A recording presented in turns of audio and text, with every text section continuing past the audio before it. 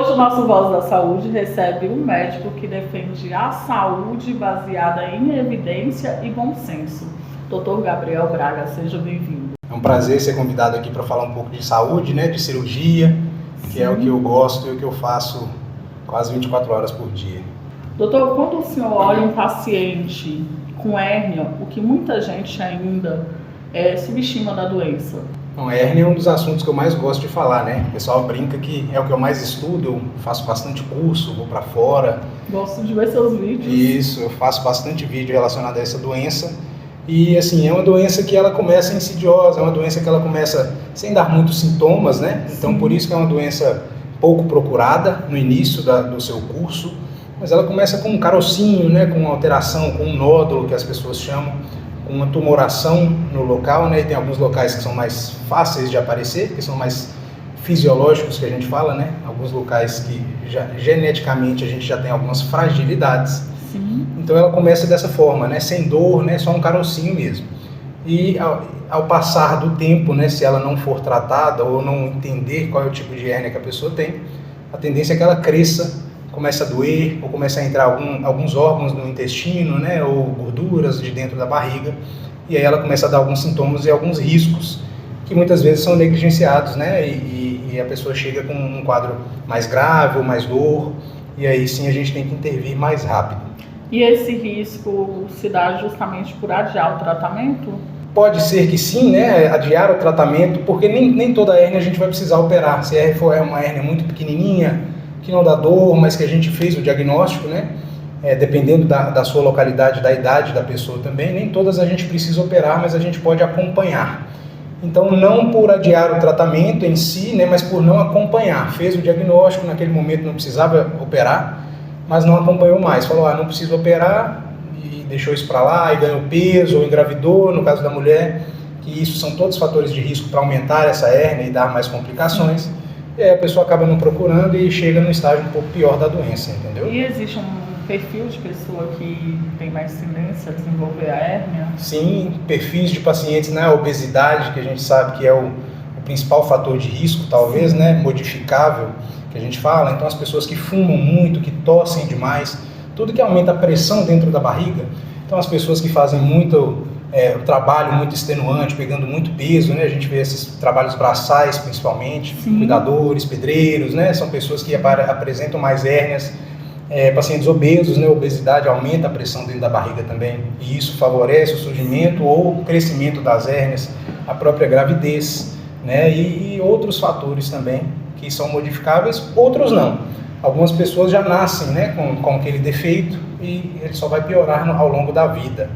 Então, por isso que a idade também ela é um fator, né, porque se já nasceu com aquilo, é um fator genético que impera, e muitas vezes esses casos a gente precisa operar. Qual é o sinal de alerta que a pessoa não pode ignorar de forma nenhuma? A pessoa que já tem a hérnia, né, que já sabe que tem o diagnóstico de hérnia, então o que ela não pode ignorar é o crescimento progressivo da doença. Então aquela tumoração que começou pequena, ela está progredindo, dobrou, triplicou de tamanho, ou quando ela fica dura, começa a dar dor, e essas dores elas persistem por mais tempo, né? Ela começa a ficar mais inchada, sente algum líquidozinho ali dentro, é como se ela soprasse dentro da hérnia. Tudo isso pode ser um intestino, alguma complicação local ali de alguma gordura que está presa, e aí esses são os fatores realmente que são mais graves. Aqueles casos que são mais graves mesmo, esses aí a gente já sabe que chega no pronto-socorro, que entrou no intestino, ele não saiu mais, então fez uma obstrução mesmo intestinal, então ele vai ter vômito, a barriga vai inchar, a dor é insuportável, né? E aí esse aí ele procura o hospital, e geralmente são cirurgias de urgência/emergência, né? E a hérnia, ela pode voltar depois de cirurgia? Toda hérnia, né, ela tem riscos de voltar. Depende da técnica, a gente tem menores chances dela voltar, né? Então as técnicas que utilizam tela são técnicas que a tendência é não voltar, o risco de voltar é de 0,5% na população. E as que não usam telas, dependendo do cirurgião, tem até 5%, então é 10 vezes mais quando não se usa a tela. Mas nem todas precisam de tela, tem que ponderar mesmo. Mas o risco de voltar ele existe, principalmente se aqueles fatores de risco não modificáveis não forem modificados. A pessoa não parou de fumar, ou a pessoa engravidou de novo, ou a pessoa engordou depois da cirurgia, ou começou a pegar peso de forma, né, errada, não se conscientizou do defeito do problema. e essas hérnias podem voltar. E quando as hérnias são grandes já, a pessoa já procurou num período mais avançado, aí o risco é sempre maior, porque o defeito foi maior, então é uma cirurgia mais complexa.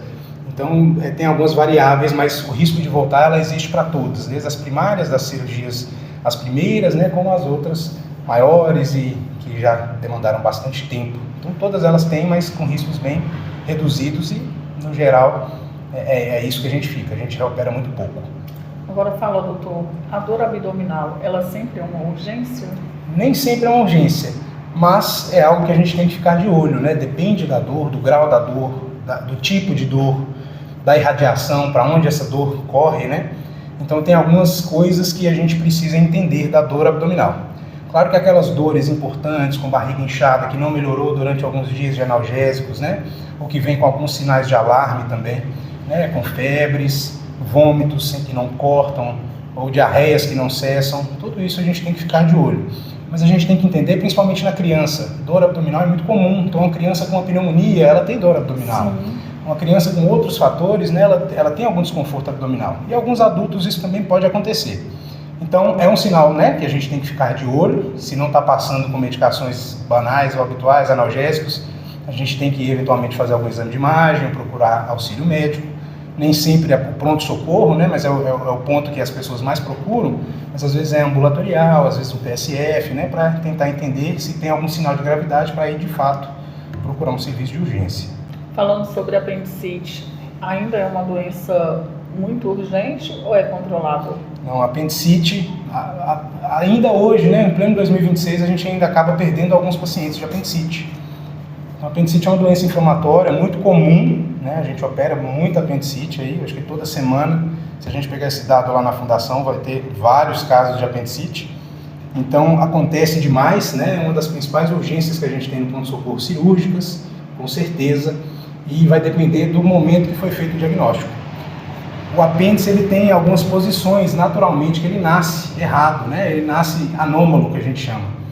E dependendo dessa posição onde ele nasceu, o diagnóstico ele acaba ficando mais difícil, né? Uma coisa é quando ele nasce habitual dentro da barriga, gera pus, ou ele começa a dar uma inflamação que dói, a dor é muito visível, a gente palpando a gente faz o diagnóstico. Tem uns que não, é uma coisa muito insidiosa, a posição dele está errada, o organismo conseguiu bloquear, conter aquela infecção inicialmente, e aí quando a gente abre e opera, você já vai ver um caso mais arrastado, com pus, com perfuração. E aí são os casos que dão mais gravidade, né? Que o tempo de internação é maior, que o risco de precisar de reoperar é maior, que o risco de complicações são maiores. Mas no geral a gente consegue, né, com os exames de imagem, exame clínico, a gente consegue operar rápido, assim, né, nos primeiros 3, 5 dias, que ainda a gente está num período que a gente recupera bem, resgata bem e a alta é precoce. E o que pode acontecer quando a pessoa insiste em esperar em casa a dor passar? A do apendicite, você fala? Sim. Ou a dor... muitas pessoas tentam tomar medicações, né, anti-inflamatórios, analgésicos. Eu acho que no início da doença, do curso da apendicite, é muito difícil você fazer o diagnóstico mesmo. Porque entenda que é um órgão que, se a gente está com a barriga inflamada por algum outro motivo, né, uma verminose, uma parasitose ou uma inflamação inespecífica, o apêndice ele vai aumentar um pouco de tamanho. Então, no exame de imagem vai ver o apêndice um pouco aumentado, mas ele não tem clínica, que a gente fala, ele não parece ser um apendicite propriamente dito. Então, os riscos, na verdade, é de estar apresentando sinais de alarme, né? Não consegue alimentar, está vomitando, está tendo febre, está tendo muita dor, é uma dor extremamente localizada, e ficar esperando em casa, entendeu? Tomando medicação e não procurando ajuda, não fazendo exame, esse é o grande risco, né? Mas realmente no início é difícil mesmo para todo mundo, porque começa como uma dor abdominal banal, como todas as outras. Muito raro ela já começar no ponto lá do apêndice e for um apendicite, muito raro. No geral ela começa bem inespecífica e depois ela vai se localizando ali após algumas horas. Pode persistir, e aí se há essa persistência de dor e tudo mais, é o que a gente caracteriza como apendicite, tem que operar. E sobre vesícula, toda pedra precisa de cirurgia? Aí tá, eu fiz um vídeo esses dias, que esse vídeo deu o que falar, né? Muita gente até preocupada, pessoas que sabiam da doença e não procuraram ajuda, né? Inclusive eu. Aí, que bom então, você me chamou aqui pra gente falar desse vídeo. Sim.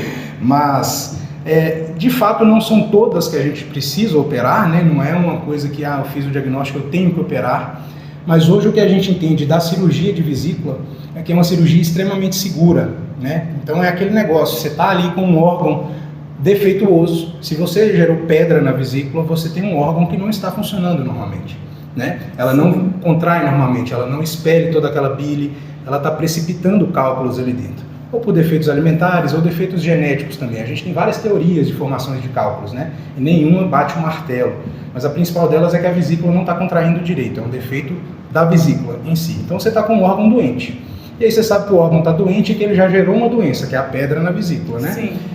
Então, assim, até no passado, como a cirurgia era algo mais agressivo, anestesias, e a gente está falando de coisas bastante passado mesmo, né? Então existe aquele estigma da cirurgia pelos riscos da anestesia, da cirurgia, de todo o processo de internação. E aí tinha isso, né? Vesículas quietinhas, mas que tem a doença, não operamos. Hoje em dia a gente mudou um pouco esse parâmetro, porque a complicação da pedra na vesícula, ela pode ser muito mais grave, às vezes fatal, né? Numa primeira crise, o que é raro, graças a Deus, mas que pode acontecer. Então, hoje a gente opera muito mais do que no passado. E existem aqueles casos de pacientes que o risco da cirurgia ele é maior do que a pedra na vesícula, porque o risco cardiovascular dele é muito alto, o problema cardíaco, o problema de passar por uma cirurgia para aquele paciente é muito risco. Sim. Esses são os pacientes que a gente invariavelmente não opera, né? Opta por não operar porque ele está muito descompensado das doenças dele, da diabetes, da pressão, do problema cardíaco. Depois que compensa, é quase uma unanimidade em operar esse paciente, porque um apendicite, ou uma pancreatite para esse paciente, uma colecistite, que é a inflamação da vesícula, são tão graves quanto uma cirurgia para ele. Mas no geral, pedras, principalmente as pequenas, a gente opera todo mundo, mesmo sem sintoma. Fez o diagnóstico, já opta-se por resolver para a gente não ter um problemão, né, de uma internação prolongada, inflamação. Então é verdade que pode evoluir para uma infecção grave? Pode. As complicações da pedra na vesícula, então, né, a pior delas talvez seja quando ela sai da vesícula e cai na via da bile, né? Porque a bile ela faz uma via até cair no intestino para entrar em contato com o alimento que a gente digeriu. E essa pedrinha ela pode entupir essa via, e aí entupir a via da bile, do pâncreas também, né? A via da bile e do pâncreas, e com isso gerar uma pancreatite, que é uma complicação grave da pedra na vesícula e a mais temida talvez, né? Que aí a gente tem que passar por outro procedimento cirúrgico quando isso acontece, que é uma cirurgia endoscópica para tirar essa pedra e depois tirar a vesícula. Entendeu? Então, entenda que a complicação ela gera outros procedimentos cirúrgicos também. Então, é por isso que a gente teme bastante e pedras pequenas, mesmo sem sintoma, opta-se por tirar para não ter esse problema. E depois da retirada da vesícula, a vida volta ao normal? A vida volta ao normal. Porque existem muitas teorias de que você não vai poder comer isso. E se acontece com as pessoas, né, se não está conseguindo comer ou se está com diarreia durante muito tempo, tem tratamento para isso, né? Então a pessoa tem que procurar novamente o cirurgião ou um gastroenterologista, né, para fazer o acompanhamento. Mas a gente entenda o seguinte, a gente está tirando um órgão que está doente. Então ele não está fazendo o efeito dele, né, o trabalho dele que ele deveria. Sim. Então já não está funcionando direito, você está tirando um órgão que não está funcionando. Então a gente está tirando algo que não está fazendo sentido para você, ela está te trazendo mais riscos. Então existe um período de readaptação do organismo, obviamente, né, para viver sem a vesícula, mas a ideia é que a vida volte ao normal. A gente tem um tempo, obviamente que varia de pacientes para pacientes, mas até 3 meses a ideia é que esteja 110% do que estava. Por que eu brinco 110%? Porque a paciente antes, quando comia gordura, quando passava mal, ficava empanzinado, e depois de um tempo eles até engordam um pouquinho, falam, tá conseguindo comer, tá conseguindo ir no churrasco, e aí é outro problema que a gente tem que trabalhar lá na frente, que a paciente começa a ganhar peso de novo, e aí tem que trabalhar isso para não ficar com obesidade, né? O estilo de vida influencia no surgimento das pedras? Influencia, né? Alimentos ricos em gorduras, principalmente, né? E esse desbalanço que tem dos colesteróis também, isso tudo influencia. Mas são todas teorias, né? Mas a gente sabe que sim, é por isso que os pacientes obesos, eles são os mais acometidos. O perfil de paciente que é mais acometido é justamente a mulher, no período fértil, né? Acima dos 40 anos, obesas principalmente, a gente vê que são os grupos mais afetados por essa doença, mas ela acomete qualquer pessoa em qualquer idade. Eu digo qualquer idade mesmo. Eu já operei menino de 8 anos de idade, de 10 anos de idade, com pedra na vesícula. Criança? Crianças mesmo, né? Então acontece também. É raro, mas acontece. Agora a pergunta que não quer calar, diástase, é questão de estética ou compromete a saúde? Essa pergunta ela é show, né? Porque muitas mulheres procuram a gente. Sim. Então a diástase que eu falo, né? Tem pessoas que chamam de doença. Para mim é uma alteração fisiológica do organismo. Entenda que por algum motivo você aumentou aquela pressão dentro da barriga que eu te falei. Sim. E a musculatura, até por um processo de respirar melhor, seu organismo ele afasta essa musculatura para ela ficar mais frouxa, mais flácida. Sim. Né? Então é talvez fisiológico, tanto que acontece bastante nas pessoas obesas, tem bastante diástase, nas mulheres que engravidaram, né? Esse aí é o carro-chefe da diástase, porque afasta mesmo a musculatura durante a gravidez, e algumas, depois que voltam, né, ao corpo normal, essa musculatura ela não volta ao normal. Principalmente mais de 2, 3 partos, só pelo aumento da barriga, essa musculatura ela afrouxa. Então, assim, eu não chamo de doença, né, é uma alteração fisiológica do corpo, mas acima de 2 centímetros de afastamento dessa musculatura, né, dos retos abdominais, a gente já chama de diástase. Né? E diástases mais patológicas são acima de 4, 5, 6 centímetros, que são afastamentos grandes. Problema da diástase, ela é um fator de risco para a hérnia. Né? Então, muitas vezes a diástase ela não anda sozinha, ela vem com hérnia associada. Né? Então, diástases muito afastadas, né, maiores, quanto maior, pode dar mais sintomas, porque a pessoa ela fica com instabilidade do core, ela não consegue fazer a prensa abdominal direito, e aí com isso pode dar incontinência urinária, incontinência fecal, às vezes fica com dificuldade para evacuar. Alguns pacientes relatam dor nas costas, e o principal deles, estética. Fica com aquele túnelzinho aqui que as pacientes falam que eu estou com o estômago alto, né, que eu estou com isso aqui, que incomoda. Geralmente a estética é o que mais incomoda, né? É o que elas procuram mais. E aí por isso que é o carro-chefe, inclusive da cirurgia plástica, né? Da famosa abdominoplastia. O que a gente faz agora, né, como cirurgia de parede abdominal, que os médicos que estão voltados para esse estudo da parede abdominal, que é o meu caso, né? Eu praticamente estudo mais isso do que qualquer outra coisa, é que algumas pacientes que não têm obesidade, foram mães, mas que tiveram esse afastamento da musculatura, e agora elas querem corrigir essa diástase com alguma hérnia umbilical, alguma coisa, e ela não quer aquele corte grande que fica aqui embaixo para ressecar aquele tanto de pele, porque ela não tem aquele excesso de pele, né? E aí o que a gente consegue fazer hoje em dia é corrigir essa diástase com 3 furinhos ali na linha do biquíni, onde foi praticamente a cesariana, né? Que a gente consegue corrigir essa diástase dando ponto por vídeo, com pinças longas. Então com 3 furinhos eu faço o que antes o cirurgião plástico precisava soltar aquela pele toda para dar ponto com a mão. A gente faz por vídeo cirurgia, né? E aí tem a robótica também hoje em dia.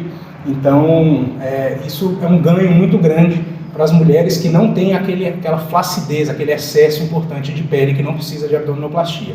As que têm muito excesso de pele e querem fazer uma coisa mais estética, aí realmente a abdominoplastia faz sentido, né? Porque já faz lipo, já dá a recalchutada toda, mas quando não tem esse excesso de pele, quando não quer aquele corte, a gente melhora a funcionalidade perfeita do core abdominal, né? A gente aplica essa musculatura e fica perfeito. E até esteticamente fica melhor também, mas a principal, né, necessidade dessa cirurgia que a gente faz de parede é para funcionalidade. Estética, geralmente é com a cirurgia plástica, a gente associa as duas técnicas. Homens também podem ter diástase? Homens têm bastante diástase também, né? Homens que fazem exercícios físicos, obesidade também, né? Tá em homens, mas a diástase do homem, ela tem que ser trabalhada diferente, porque a força, né, o core abdominal, ele trabalha um pouco diferente no homem por excessos de pesos também. Então é um pouco mais delicado, né? Não tem esse fator estético, é muito raro você ver um homem falar, eu estou com essa tumoração aqui, eu estou com o estômago alto, é muito raro. Verdade. Geralmente ele vem com hérnia junto, entendeu? Sim. E aí algumas técnicas que a gente faz são técnicas diferentes dessa da mulher, né? Essa dos 3 furinhos, assim, para homem, é uma parcela mínima de homens que se encaixam nesse tipo de cirurgia. Aí a gente tem que fazer técnicas um pouco mais apuradas, com telas, né? Porque a gente precisa segurar essa barriga, essa musculatura ao máximo, né? Que a gente conseguir. Então o homem, ele funciona um pouco diferente, mas tem, e diástases grandes também a gente precisa corrigir, senão a hérnia volta. Quando a cirurgia é indicada e quando os exercícios resolvem? Exercícios, eles nunca resolvem as diástases. Não há exercício nenhum de LPF, abdominal. Eles vão melhorar a estética e o core abdominal. Mas dependendo do afastamento que tiver da musculatura dos retos abdominais, que são aqueles gominhos, né? Se for um afastamento muito longo, não há exercício no mundo que faça você retornar essa musculatura para próximo de novo. Você vai melhorar a estética da musculatura, então vai ter hipertrofia da musculatura e esteticamente vai estar melhor. E, consequentemente, o core abdominal também vai estar melhor. Mas não existe exercício que corrija, o único exercício chama cirurgia. Então, para aplicar a musculatura para ela aproximar de novo, é só dando ponto, senão ela não volta. Cirurgia por vídeo é melhor que a cirurgia aberta ou depende do caso? Eu vou te falar que sempre cirurgia por vídeo ela é melhor que cirurgia aberta, né? Porque o estresse cirúrgico, o corte, ele é muito menor. Sim. Agora a gente vai depender, né? Então a gente estava citando aqui agora de diástase, né? A diástase por vídeo nas pacientes que podem ser operadas por vídeo, ela é infinitamente melhor, porque ela vai evitar um corte grande para precisar fazer aplicatura, né? Os pontos ali na musculatura. E a gente vai falar então de vesícula, né? Infinitamente melhor, você evitar um corte aqui de 12, 15 centímetros, é muito melhor, né? Você trocar por 4 furinhos de até 1 centímetro no máximo, então riscos muito menores, estresse cirúrgico, volta às atividades, tudo muito mais rápido, então não tem o que se discutir. Agora, obviamente que alguns casos a gente não consegue fazer por vídeo, são poucos casos, né? Mas nem todos a gente consegue fazer por vídeo a laparoscopia. O que significa na prática, doutor, medicina baseada em evidência para quem está nos assistindo? Isso, medicina baseada em evidência, eu acho que é o que a maioria e todos os médicos almejam e fazem, né? Que é a gente ter ali embasamento científico para aquelas doenças e para aqueles tratamentos. Obviamente que a gente segue alguns guidelines, né? Que são aqueles estudos, aqueles trabalhos de sociedades robustos, que fazem com vários especialistas e vários estudos que eles são feitos em diferentes centros para chegar num consenso, né, de uma curva de pacientes em qual que é aquela curva que a gente precisa tratar aqueles pacientes de forma igual, né, ou que aquele tratamento deu certo para aquele número maior de pessoas.